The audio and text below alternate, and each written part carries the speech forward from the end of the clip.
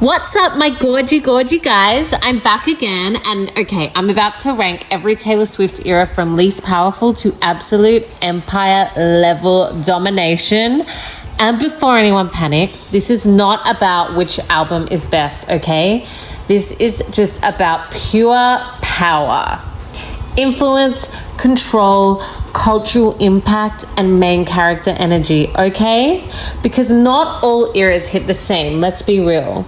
Some built loyalty, some built credibility, and some built an actual billion-dollar machine. So let's start at the bottom and work our way up. And yes, you're allowed to disagree. That's part of the fun. Coming in at number 10, Debut. I'm not saying it's bad. I'm just saying it wasn't powerful yet. Curls, cowboy boots, teardrops on my guitar. She was relatable, extremely. But this era built intimacy, not dominance. No global takeover, no fashion moment, no cultural chokehold. It laid the foundation though, and foundations are very important, but they're not skyscrapers just yet. Coming in at number 9, Lover, the soft reset. This one might annoy people. Lover is pretty, it's pastel, it's romantic, but power-wise, it feels a little bit like recovery mode. After all that Reputation chaos, she needed something a little bit softer, you know what I'm saying? Something stable, something safe. It wasn't a takeover, it was emotional rehab, and that is completely fine, but compared to what she's capable of, it's mid-tier, let's be honest. Okay, coming in at number 8, Speak Now. Now this is where things started getting strategic for me. She writes the whole album alone. That's not random, that is narrative correction. People questioning her authenticity, boom, solo written album. Purple gowns, dramatic storytelling, this era strengthened her authority.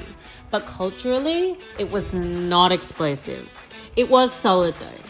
Think reputation builder, not empire builder. You know what I'm saying?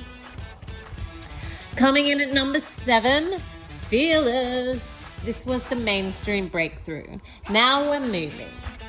Fearless is where she becomes America's golden girl. Award show dominance, fairy tale dresses, you belong with me. Sorry, I'm not coming for Taylor Swift. This era expands her audience massively, but it's still very safe power. She's loved, not feared, not disruptive, not untouchable yet. Coming in at number 6, Red. We'll call this the testing era. Red is chaos in the best way. Country, pop, dubstep, jump scare, emotional spiral, yes, please. But this era is powerful because it's risky. She experiments, she tests the pop waters, and she survives it. Also, aesthetically, the red lips become permanent. This is where she realizes that image actually matters. Red isn't peak power, but it's the first sign that she can pivot and live on. Okay, wait, I know before I go into number 4 that people are already mad at me, but hear me out.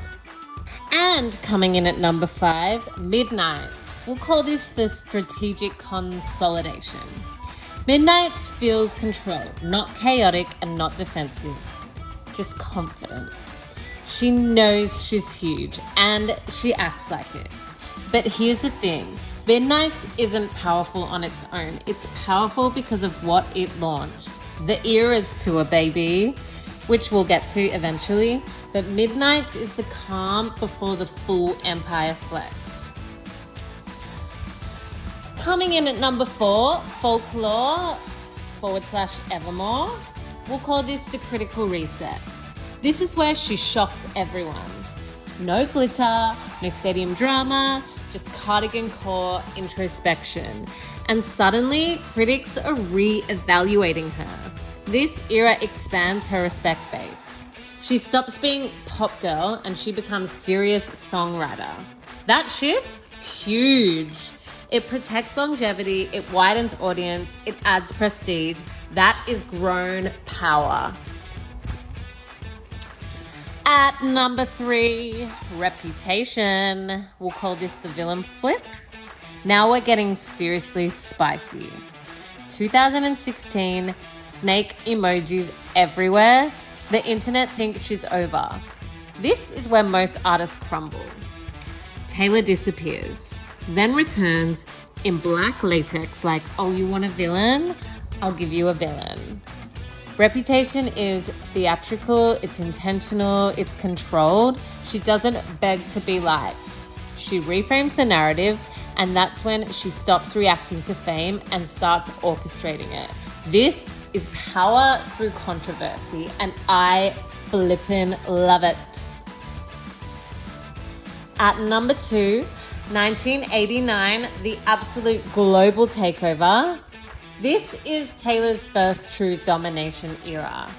The bob haircut, the New York aesthetic, full-blown pop commitment. I love this era. No dipping toes, she dives right in. 1989 doesn't ask for space in pop, it literally takes over pop. Taylor becomes the main girl. And culturally, it was completely unavoidable. But as big as 1989 was, it still isn't the most powerful era in my personal opinion, because the top spot isn't just about success, it's about control. So coming in at number 1, the Eras Tour. This is insane when you really think about it. She didn't tour one album, she toured her entire identity. Like, it is mental, guys. 3-hour set, multiple costume changes, every era represented. That's confidence, that's infrastructure.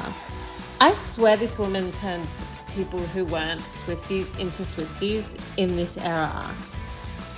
And then she re-records her masters. Like, what a boss. That's ownership, that's narrative control, and that is business dominance. This isn't just pop stardom anymore. This is vertical integration. The Eras Tour isn't an era, it's complete consolidation. It proves that every previous reinvention worked, and that is the ultimate power.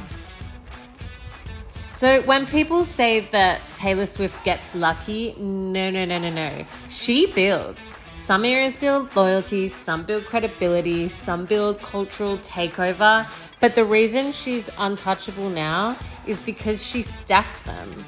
And I already know someone is typing, how is Lover that low? So tell me, which era do you think is actually the most powerful? Because if we're being honest, she's literally not even done yet.